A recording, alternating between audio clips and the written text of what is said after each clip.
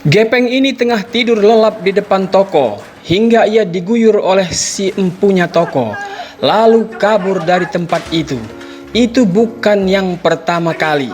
Hampir setiap pagi orang gila ini diusir dan dimarahi.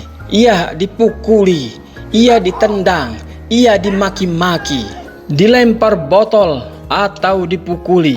Semua sudah jadi kebiasaan sehari-hari. Tetangga si empunya toko sampai bosan melihat tingkah si empunya toko. Hingga suatu ketika ia marah besar karena di depan tokonya bau pesing seperti bau kencing manusia. Ia pun melihat si Gepeng lalu menendangnya dengan sangat keras. Ia memaki-makinya dan mengusir si Gepeng itu.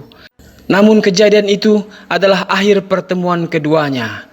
Sejak hari itu, si empunya toko tak pernah lagi melihat si Gepeng.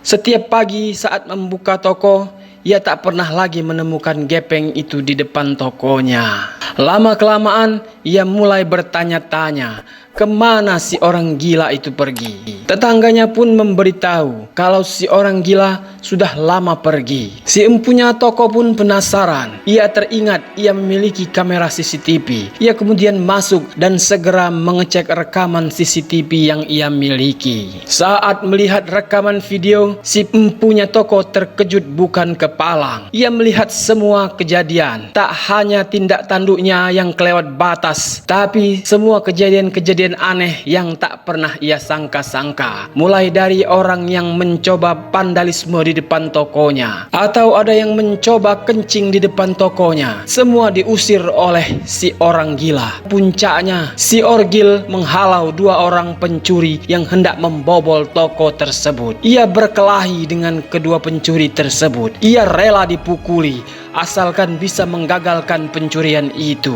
Si orang gila itu mencoba melawan. Ia balik menendang dan memukul para penjahat. Tapi salah seorang kawan si pencuri berdiri lalu mencabut pisaunya. Ia kemudian menikam orang gila itu tepat di tubuhnya. Orang gila itu pun terkapar bersimbah darah di depan toko yang selama ini selalu dijaganya, walaupun si pemilik toko selalu memarahinya. Kini si empunya toko hanya bisa menangis menyesali perbuatannya.